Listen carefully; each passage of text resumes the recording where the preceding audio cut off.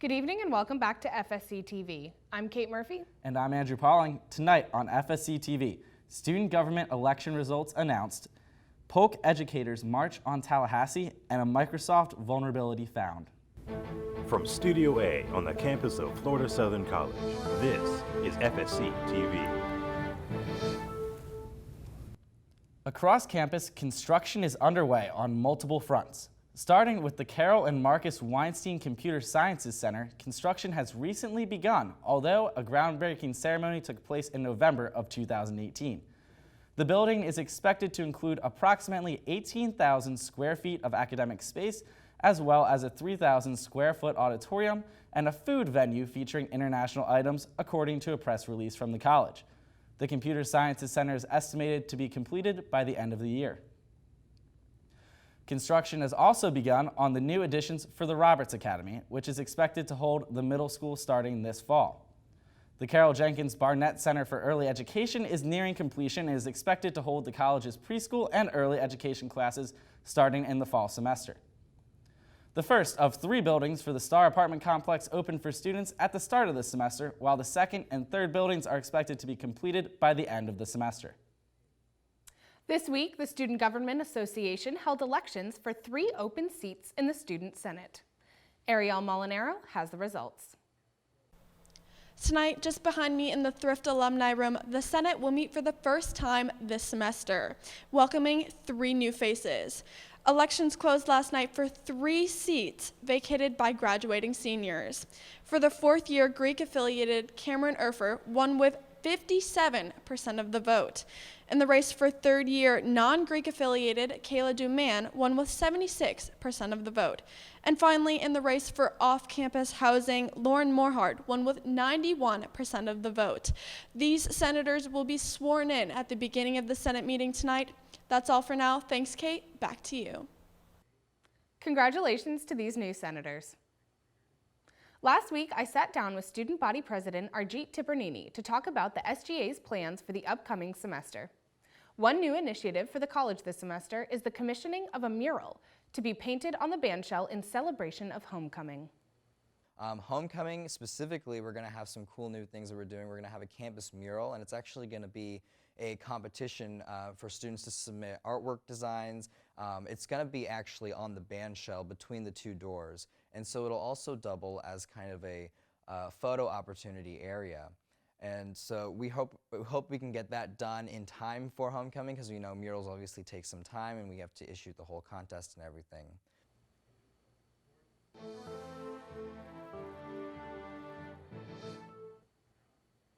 This past week was a slow one for Moccasin Athletics, with just men's and women's swim competing over the weekend.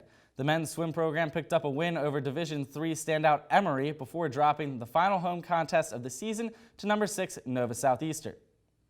On the women's side, swim dropped their final 2 home matchups of the season, including a loss against the 10-time defending Division III national champions out of Emory.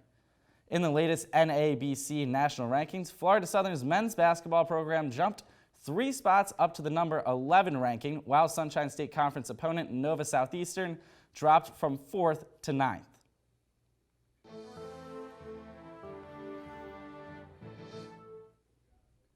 Last week, Lakeland Police Officer Paul Dunn passed away from injuries sustained in an on-duty traffic crash. Reams Landreth has more.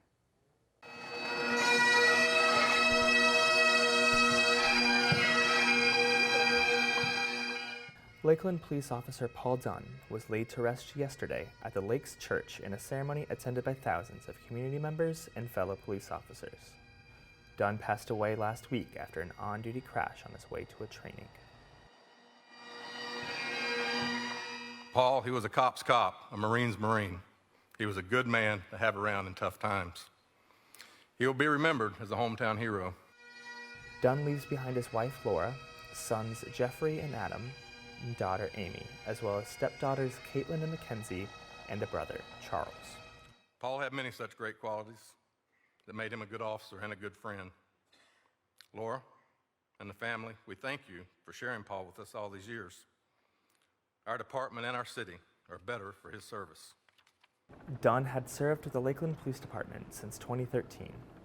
He was a 20-year law enforcement veteran and also served with the Ocoee Police Department and Polk County Sheriff's Office. Dunn was put to rest with full police honors in a ceremony that included the Lakeland Police Honor Guard and a multi-agency bagpipe corps. Officer Paul Dunn of the Lakeland Police Department Motor Unit is out of service after more than 20 years of dedicated public service.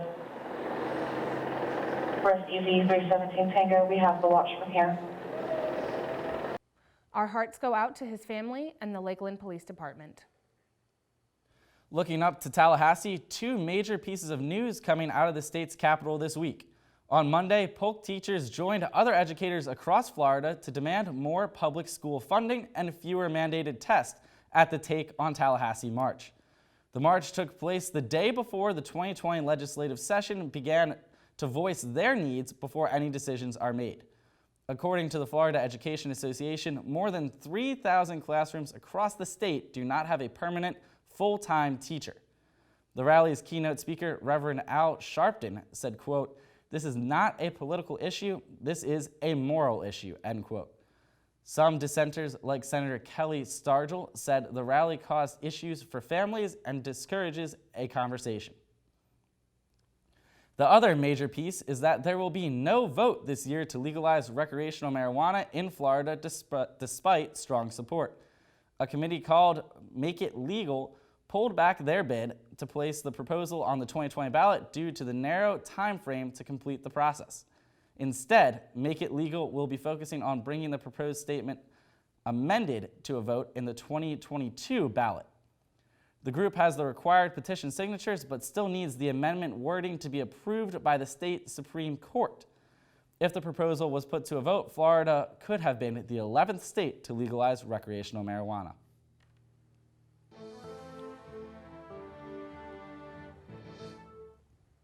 Puerto Rico's natural wonder, Punta Ventana, has collapsed after an earthquake Monday morning. Punta Ventana, translated to Window Point, was a natural stone arc in Guyana that held a circular opening that looked like a window to the ocean waves. After the 5.8 magnitude earthquake destroyed the landmark, the University of Puerto Rico Mayagüez tweeted, quote, "The natural window disappears in Punta," end quote.